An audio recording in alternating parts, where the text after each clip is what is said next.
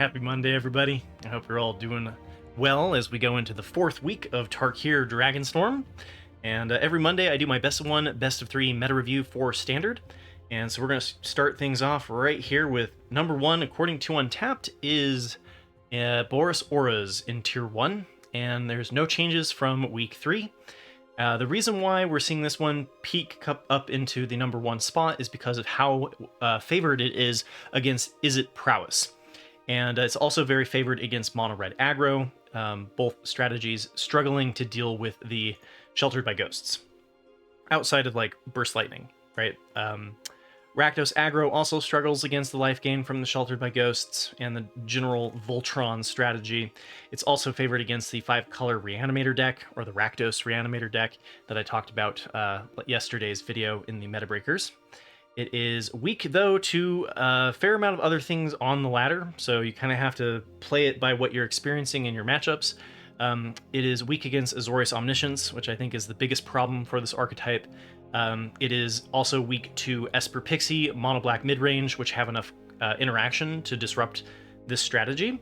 And for Azorius Omniscience, there's no way for you to disrupt their combo, so you just kind of have to race them. It's also weak against Jeskai Control, which we'll talk about a little bit more this week. It has took down the regional championship in Minneapolis, was taken down by Jeskai Control, so we'll definitely talk about it in best of 3. We're starting to see it rise a little bit more in best of 1, but there are some bad matchups for it. Let's see here. It is also weak to Mardu Aggro, which is essentially the same strategy except for it's running the fling. So it wins a turn sooner compared to the one that's not running the fling. And then the opening hand, we've talked about this a lot, but in case this is your first time coming back to Magic the Gathering, you're looking for Heartfire Hero into Manifold Mouse, or Heartfire Hero into Sheltered by Ghosts, or Optimistic Scavenger into Sheltered by Ghosts. Those are your optimal turn 1, turn 2s. And I'm a little bit rushed this week. I do want to say thank you to my YouTube members. Wanted to give a shout out to Houston Vance too. I forgot to mention you during the Sunday Meta Breakers, so thank you for joining the YouTube members. I appreciate the support. Second place is Azorius Omniscience. This one's also in Tier 1, and that just means that it is in the same standard deviation by win rate from Diamond to Mythic. And this was the one that I used to get into Mythic. There's a lot of hate for this deck right now because it's been a long time since we had a combo deck in Standard. Now, keep that in mind that so like before rotation, everybody hated Azorius Control. After rotation, everybody hated Mono Red. And that was pretty, that was, people were staying true to that until just recently, where now everybody's hating on Azorius Omniscience.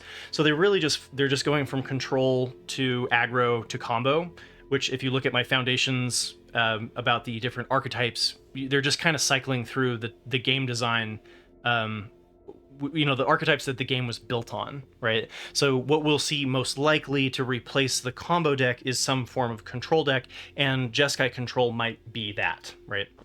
If they're going to stay true to the rock, paper, scissors. So if you want to brush up on your rock, paper, scissors of Magic the Gathering game design, I do recommend that video. This one's also had no changes from week 3. I don't think it is the fully optimized list, but that's why we use the tracker.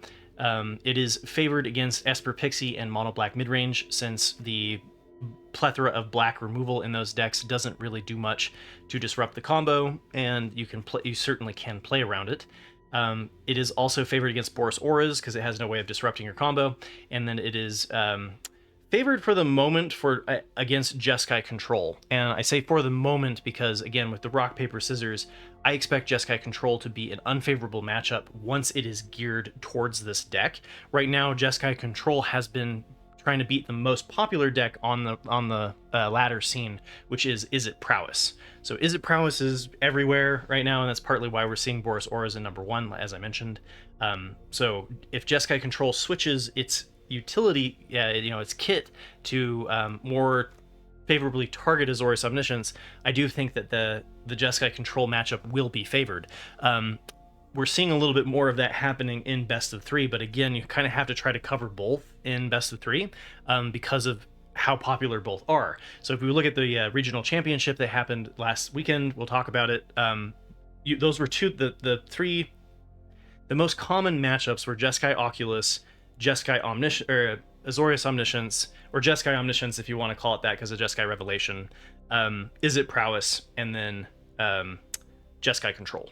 So anyway, this one is also a coin flip against Izzet Prowess, Mardu Aggro, and Mono Black Demons. And then some Mono Black Demons also will cover for the first time this week. It's very similar to Mono Black Midrange, but it's enough that it actually does change its matchups. Noticeably, Azorius Omniscience is favored against Mono Black Midrange, but a coin flip against Mono Black Demons, and that's largely because the Mono Black Demons is a faster pace, so it can kind of keep up with the turn 4 of Boros Awakening. This is weak to decks that are faster, though, right? It's weak against Mono Red Aggro and Rakdos Aggro, which both consistently pressure this deck and generally win before it. The opening hand, you're looking for Negate if you are running it. This list is not running it. Otherwise, you're looking for Omniscience. It's really nice to be able to turn your Chart a Course into additional copies of the Omniscience, and then if you do find it with a Boros Awakening, having one in hand is a way to get around for them having removal or interaction for your first copy of Azorius Omniscience. A Boros Awakening is the name of the game. When this card is in your bottom 10 and you have to dig through your entire deck to find it, you usually don't win that one. But if you can cast this on turn 4, you usually do win. And then Philology Archaeologist is really good for digging into your combo pieces while also blocking and slowing down their play. All right, third place, we've got Mardu Aggro, and this one is in Tier 2, so this one is a standard deviation below the other two decks. Why I want to say really quickly, though, too, if I mention a deck here, period, it is a viable deck to take to Mythic, right? Just because Mono Black Midrange is not in the top 8 does not mean that it is a bad deck, right? If it's popular enough for the tracker to pick up on it, it's good enough to take to Mythic. Okay, so Mardu Aggro is... also the same list compared to week 3, except for one change. We dropped a single Inspiring Vantage to bring in one copy of the Sun Billow Verge. Not a huge, substantial change. This list is also favored against Izzet Prowess. So you're going to notice a theme here about being favored against Izzet Prowess. In fact, Azorius Omniscience is the only deck that is like in the top that isn't favored. It's a coin flip against Izzet Prowess. So Mardu Aggro is farming those wins against Izzet Prowess. It's also favored against Mono Red Aggro, and same reason as the Boros Auras strategy, because you have the Lifegain. And then it's also favored against Rakdos Aggro for the same reason you have the Lifegain as Boros Auras. It is a coin flip against Azorius Omniscience and Boros Auras, although with an asterisk, it's really close to a coin flip with Boros Auras. It is slightly favored because of the fling. And then it is weak against Esper Pixie and Mono Black Midrange, which both have the interaction to be able to disrupt this. So you can kind of see how the meta is arranged in either preying on Izzet Prowess or dealing with Azorius Omniscience. And then the reason why Esper Pixie and Mono Black Midrange aren't in the top 8 is because they do so poorly against Azorius Omniscience. The opening hand for this one is the same. You've got the Heartfire Hero, the Sheltered by Ghosts, the Manifold Mouse, and instead of the Optimistic Scavenger, this one leans a little bit more towards the Emberheart Challenger because this one does give you a better fling target, similar to Rakdos Aggro. Okay, number 4 is Mono Red Aggro, and this one's also in Tier 2. And if we compare this one to last week, we can see that they did replace the 4 copies of the Shock with the 4 copies of the Burst Lightning. Now, we kind of figured that would eventually happen. I was a little surprised to actually see the Shocks there, but this doesn't have a substantial change on the win rate for the archetype. But the longer the games are going on average, the more Burst Lightning is actually going to matter compared to Shock. So what that could signal is that the meta is slowing down a little bit, which we usually see as the weeks continue. People figure out how to slow down the aggro. So this archetype is favored against Izzet Prowess, being able to pressure that strategy faster than... because Izzet Prowess is trading some speed to be able to go wide, and so Mono Red can then take advantage of that. It's favored against Azorius Omniscience, being able to shoot down their targets, shoot down their Boros Awakening, but also being able to just win on turn 4 if you have the play. And then it is also favored against the 5-color Reanimator strategies, being able to pressure them before they are able to get a Atraxa or Valgavoth or Urini or whatever animated onto the battlefield. It's a coin flip against Esper Pixie and Mono Black Demons, and then weak to Mono Black Midrange and Rakdos Aggro. So Rakdos Aggro is more of a pure strategy, a pure aggro strategy. It doesn't really have the interaction like Burst Lightning and Lightning Strike, which slows the pace of this down. So Rakdos Aggro more consistently wins on turn 3, whereas Mono Red Aggro more consistently wins on turn 4. And then it is also weak to Boros Auras, as I mentioned, and Mardu Aggro because of the Sheltered by Ghosts. So the opening hand, you're looking for the Heartfire Hero, the Manifold Mouse. You can see why there's some talk about banning one of these 2 cards because of how often I'm saying these are the ones you're looking for in your opening hand. Hired Claw is also a really great one to start on turn 1, and we see the Monastery Swiftspear actually make it into the top 4 in your opening hand this week. Again, really kind of needing showcasing how important it is to start on turn 1. Number 5 is Rakdos Aggro in tier 2, and no changes from week 3. We see that this archetype is favored against Izzet Prowess and Mono Red Aggro, being a faster strategy, and then it is weak against, and it's favored against Azorius Omniscience. So Izzet Prowess, Mono Red Aggro, and Azorius Omniscience are your 3 most popular picks. So Rakdos Aggro is kind of like the meta breaker of the top of the meta. The problem is that it is weak to every other archetype. So it's weak to Esper Pixie, Mono Black Midrange, Boros Auras, Mono Black Demons, Jeskai Control, and Mardu Aggro. So you're really finding yourself kind of almost in a 50-50 situation because of being good a bit against the most popular, but then worse against the bottom half, right? The opening hand for this one, you're looking for the Heartfire Hero, Monstrous Rage, the Turn Inside Out, and the Cacophony Scamp. And, you know, Slickshot Show Off and Kyle Sellsword are also close. As just mentioned, we kind of see these kind of rotate depending on how much you need to start on turn 1 and how much interaction is happening in that 1 week of the meta.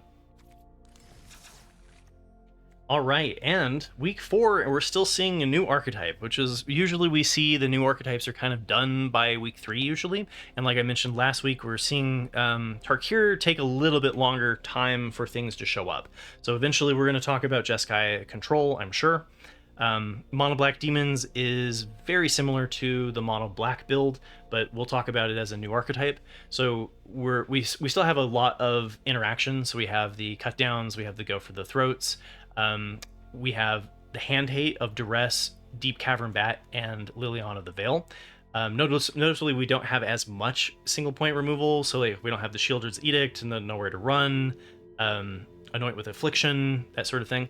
Ghost Vacuum coming in here to disrupt Azorius Omniscience, and we still have the Unstoppable Slasher with the Bloodletter of Akalazots, but we don't have the 6/6 Archfiend of the Dross. So a little bit less onto the demon synergies on the top end because we're bringing in the Rock Curse Rakshasa. And the Rakshasa is able to pressure in as a 5/5 trample that then has decayed, and then it can then make it so it's difficult for your opponents to block. But I think what this archetype is trying to do a little bit more than hit them with a 5/5 and be able to destroy their blockers is that it just gives you a nice curve out to be able to do turn 2 demon into turn 3 Unholy Annex, where we don't take any damage from our own Unholy Annex. Because usually you take damage on this until turn 4 or turn 5. So as long as they're not able to kill the 5/5, which is difficult to do for mono red if you're not, you're just sitting back with this card. That's why it's changing the matchups. So you still have demon synergies with the Soulstone Sanctuary and a similar kind of mana base and curve. So this archetype has been favored against Rakdos Aggro and Boros Auras, anything where the strategy is weak to the excellent removal that Mono Black has. It is a coin flip against Izzet Prowess because Izzet Prowess punishes the single point interaction or removal by being more of a go wide strategy. And then it's also a coin flip against Azorius Omniscience. You have to pressure them, right? It's a race, and you can blow their Azorius Omniscience. So what is it? Abuelo's Awakening. You can blow it up with like a go for the throat or a cut down. But if they have a second copy or a counter spell, then that's where the coin flip kind of comes into play, right? Which is similar for Mono Black. And then it's weak against mono black midrange though, which because like you're trading a lot of the kind of later game value of the Archfiend of the Dross to have the Curse Rakshasa, which isn't attacking particularly well. So you have less interaction where the Ghost Vacuum doesn't really matter in this matchup, and then also like the Ghost Vacuum helps that coin flip with Azorius Omniscience as well. But the Esper Pixie as well tends to beat this deck, so you're making yourself a little bit worse against other decks that have a deeper tool set of removal, if that makes sense. And then the opening hand, though, is very similar. You're looking for the Unstoppable Slasher, you're looking for your Duress or your Cutdown, and you're looking for your Unholy Annex or your Ritual Chamber for the card advantage. Number 7 is Mono White Lifegain, and also has no changes from week 3. This deck is favored against the Izzet Prowess deck and the Mono Red deck by gaining enough life to get outside of those strategies. Now, it is also favored against things like Rakdos Aggro, but this is a less popular archetype to run on the ladder, especially in Diamond and in Mythic. And it is a coin flip against Mono Black midrange. In the past, we've seen Mono Black midrange kind of beat this deck pretty bad, so I'd say that it's an unfavorable coin flip. And it's weak against Azorius Omniscience, and that's the biggest thing that's hurting this archetype, is that there's no way to disrupt the combo. So the opening hand, though, you're looking for your Leyline of Hope. Obviously, if you have a Leyline, it's great in your opening hand. And then you've got the Essence Channeler is a good one to have, especially with your enablers of the Hinterland Sanctifier and your Leonin Vanguard. Notably, in the past, the Healer's Hawk and the Runelurker Bat have been decent options as well, just to enable growing out of control quickly, curving out. And last but not least is Izzet Prowess at number 8. And again, this one is done by win rate. This is not by popularity, because if it was done by popularity, Izzet Prowess would be number 1. It is the new archetype that had got the most interest early on in Best of 1 and in Best of 3. So I think last I checked, 15% or so of the meta was made up of Izzet Prowess, which is comparable to Mono Red. And but we are seeing the numbers fluctuate. But Izzet Prowess spiked in like week 1, and so there's no changes from week 3. It's favored against Azorius Omniscience. That's one of the appeals, I think, of the Izzet Prowess deck. They have to hit they have to hit a temporary lockdown, and you can usually play around them having the temporary lockdown. So if you're losing against them always having the temporary lockdown, think about spacing out your threats so that you're less likely to get destroyed by a Wrath. It's also favored against the Jeskai Control and the 5-color Reanimator. So Jeskai Control, similar situation, just play around your opponent's Wrath, and then Jeskai Control will have a hard time with the go wide of the Izzet Prowess. It is a coin flip against Esper Pixie and Mono Black midrange, kind of depending on whether or not you hit the Quarry Steel Cutter, because the go wide aspect is good, whereas the Slick Shot show off side of it is not. If you want to improve the matchup against the Esper Pixie and the Mono Black midrange, then if you're running the Earth Elemental and the Tolarian Terror midrange build, is a little bit less susceptible to Black's removal than the Slick Shot show off build. And then it's weak against Mono Red Aggro and Rakdos Aggro, and because of this being a little bit slower to set up lethal than those two strategies. And then it's also weak against Boros Auras and Mardu Aggro, since it has a little way of disrupting the Voltron and then can't really race the Sheltered by Ghosts. So this one definitely wants to start on turn 1, and you have a lot of options to do so. I suggest looking for Monastery Swiftspear, the Quarry Steel Cutter, because this is really the card that made this archetype possible, the Storm Chaser's Talent, and if you are running it, the Slick Shot Show Off. All right, and we made it to Jeskai Control by Casey Miller, who took down first place in the regional championship in Minneapolis. Blah, blah, blah. And just want to say really quickly that if you look forward to these every single week, remember, you can always help support me by becoming a YouTube member. Ding! All right, so this one is a new archetype. It's not really, it's been around, but we haven't really had a chance to talk about it in the Best of 1, Best of 3 meta review, because it hasn't reached my criteria yet. So we see it, though, number 1 in, win 15 matches in the regional championship. this deck came to play for sure. So the core of it is largely Azorius. Really, we were seeing Lightning Helix and the Shiko Paragon of the Way are the only red cards in the main. And the rest of it is kind of the Azorius control shell. So we see the Beza to stabilize against aggro, one Day of Judgment as a sweeper, the Meringue River Regent as card draw, as kind of a way to replace the Memory Deluge that we lost during rotation. Temporary Lockdown. We see some builds that we're exploring, like the Authority of the Consuls and Split Up. This one's deciding to run the Temporary Lockdown. It does have one Split Up, though. And then we have the 4 copies of Lightning Strike. We've got the Roiling Dragonstorm, which pairs nicely with the Meringue River Regent for card advantage. Dispelling Exhale for the counterspell or quench. That gets better if you do have dragon synergies. Shiko also works. Parting Gust allows us to blink things that have interesting ETBs, like Beza or Shiko. Get Lost for the classic enchantment Planeswalker creature hate, and then 3 steps ahead for copying our busted cards or giving us the cancel on turn 3.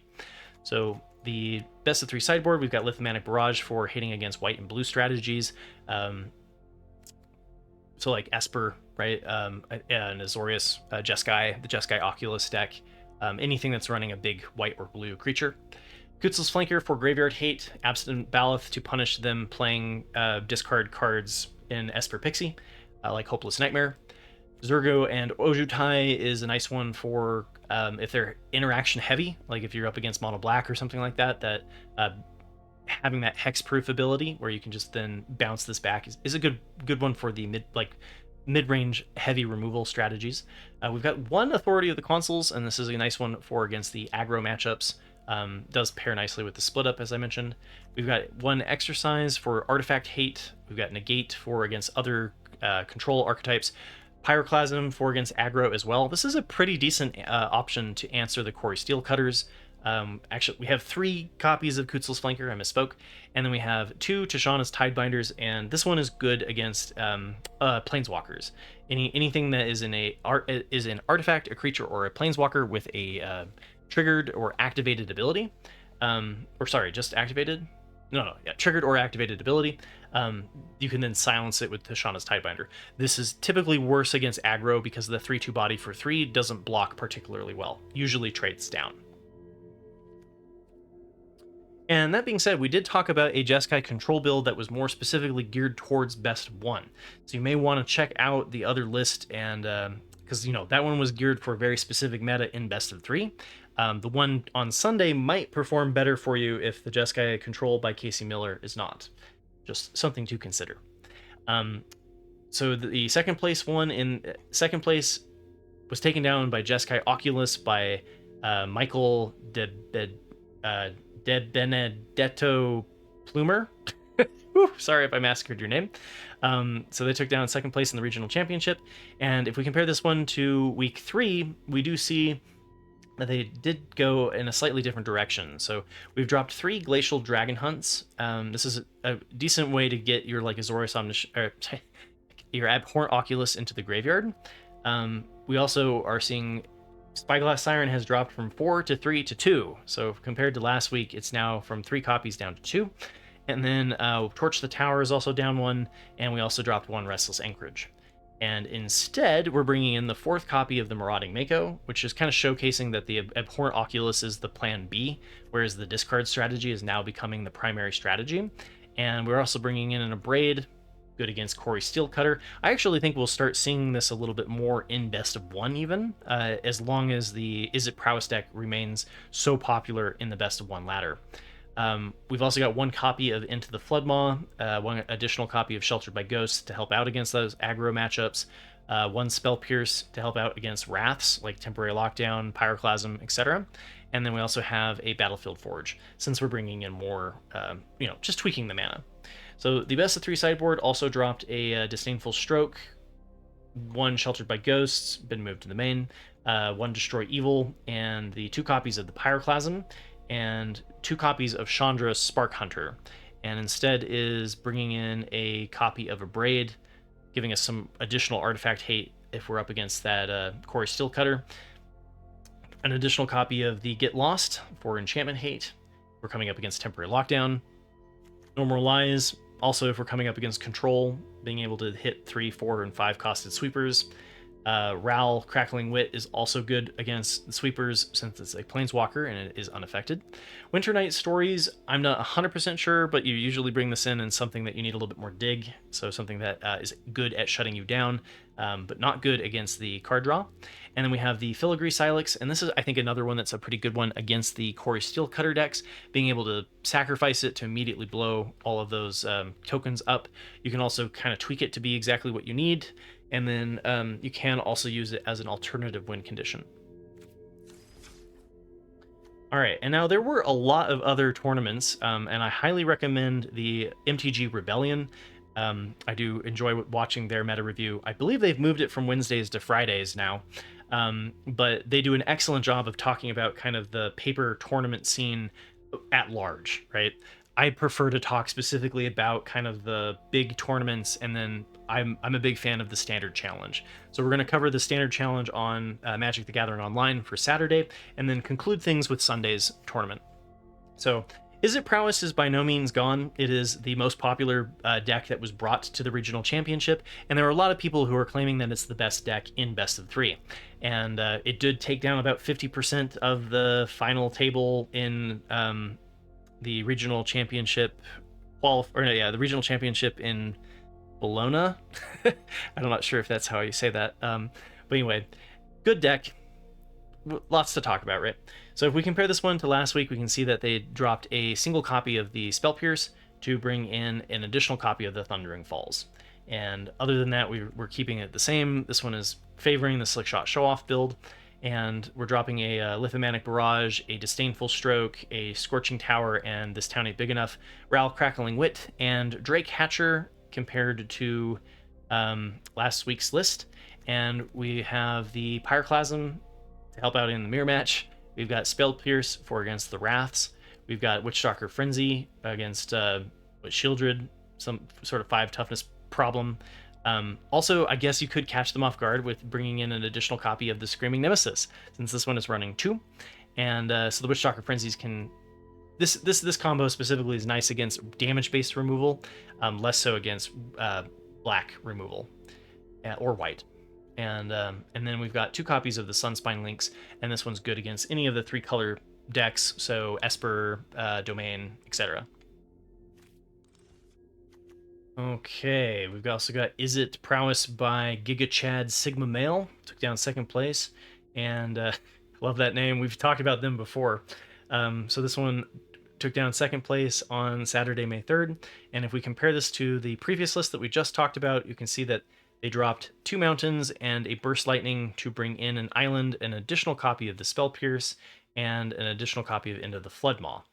And the best of 3 sideboard, we've got the Spell Pierce is dropped 1, Torch the Tower is down 1, Sunspine Links is down 1, and Pyroclasm and Witchstalker Frenzy, as well as the 2 Screaming Nemesis. And instead, we're bringing in an additional copy of the Disdainful Stroke, like we saw in the regional championship. We're also bringing in a 2nd copy of Abrade in case we're up against the mirror match with the Kori Steelcutter. Obliterating Bolt. This one is a really good one against like Preacher of the Schism, Sentinel of the Nameless City. Okay against Enduring Curiosity and Dimir Midrange. There's a couple of good things that Obliterating Bolt lines up nicely against. Ral, Crackling Wit against Wraths. Fiery Annihilation. This one's also really good hate for being able to blow up the Kori Steelcutter, while also hating on the token. It's a little bit more expensive than its counterpart Braid. And then we have 2 copies of the Drake Hatcher. And I know people have talked about the pros and cons of the Drake Hatcher. So it's good in the mirror match, being able to block a lot of the 2-power creatures that the Kori Steelcutter creates, and is able to give you additional bodies so that you can go wider than your opponent. It's a little bit less good against other aggro matchups like strictly mono red. Okay, and then we've got Dimir Midrange by Daniel Akos. Took down 1st place on Sunday, and if we compare this one, we have to go all the way back to week 5 in Aether Drift, when it was the last time that I talked about Dimir Midrange. But there's a couple of people who are diehard fans of the archetype, giving you the ability to play double pip cards like Enduring Curiosity, Shieldred the Apocalypse, and Gix's Command from its counterpart Esper Pixie. But still, you know, and this one is not actually the Dimir Bounce version. This one's more of the tempo version, which we've seen before, right? It's leaning heavily into Kaido, Bane of Nightmares, and so if we compare it to that list that we talked about many moons ago, we can see that they've dropped one Fiery Mastermind. We can see that they've dropped one Phantom Interference, as well as one Tishana's Tidebinder. Now, Tishana's Tidebinder not doing super well in the Corey Steel Cutter meta because of being a 3/2 body. But we're seeing Duress come in to hate on things like the Corey Steel Cutter, one additional copy of the Preacher of the Schism. Usually we see this come in when you're trying to slow aggro down, less so when you're trying to beat something that's going over the top of you, like Control. And then the fourth copy of the Enduring Curiosity. And the best of 3 sideboard, we've got one less Duress, one less Shieldred's Edict, one less Anoint, one less Fey Bloom Trick, and instead we're bringing in an additional copy of Spell Pierce, because this deck is also prone to getting blown out by sweepers. Kaido, Bane of Nightmares, the fourth copy. This Kaido is better against the mid-range and control matchups, worse off against aggro. So again, just like the Tishana's Tidebinder, you don't want to start with all 4 unless you're not up against an aggro strategy. And we've also got one additional Ghost Vacuum for Jeskai Oculus and Azorius Omniscience, and then we've got the Corsi Revenant. And this one, I haven't really quite figured out which matchups this is perfect in. Obviously, anything that struggles against lifelink. So I think this is better against the aggro matchups that don't have the ability to exile. Worse if you're playing against something like Anoint with Affliction. Alright, and to showcase just how alive and well Izzet Prowess is, and potentially the contender for the best archetype, we shall see, is Izzet Prowess by Misplaced Ginger. And right now, this is kind of what I was talking about with the builds for Jeskai Control are not targeting Azorius Omniscience. They are being built to defeat Izzet Prowess because of how prevalent Izzet Prowess is. So Control is more geared towards shutting down the aggro than it is shutting down the combo. But this one took down second place on Sunday, and if we compare this one to Giga Chad Sigma Male's list, we can see that they dropped a Spell Pierce and 2 Slickshot Show-Offs, and a Thundering Falls to bring in 2 Mountains and the 2 Drake Hatchers. So, like I mentioned, I think I like this one more in the matchups against the other Izzet Prowess decks. And the best of 3 sideboard, we see that they've dropped the 1 copy of the Drake Hatcher because they've moved 2 to the main. We've also dropped 1 Sunspine Lynx and 1 Fiery Annihilation, and brought in an additional Spell Pierce. So you can see some lists are running 2 Spell Pierce in the main. This one being able to go all the way up to 3 Spell Pierce if you're really up against something that's just playing a bunch of sweepers. And then this one's also got the Witchstalker Frenzy, but doesn't have the Screaming Nemesis. So looking to take out problematic things like the Shieldred the Apocalypse. And then we have an additional copy of Ral Crackling Wit to also bring in if your opponent is leaning heavily into wiping the board. So thank you as always for listening to my ramblings. I hope they all find you well. Good luck in your RCQs and climbing the ladder. And I will see you all on Sunday for the best of 1, best of 3 meta review. Take care, everybody.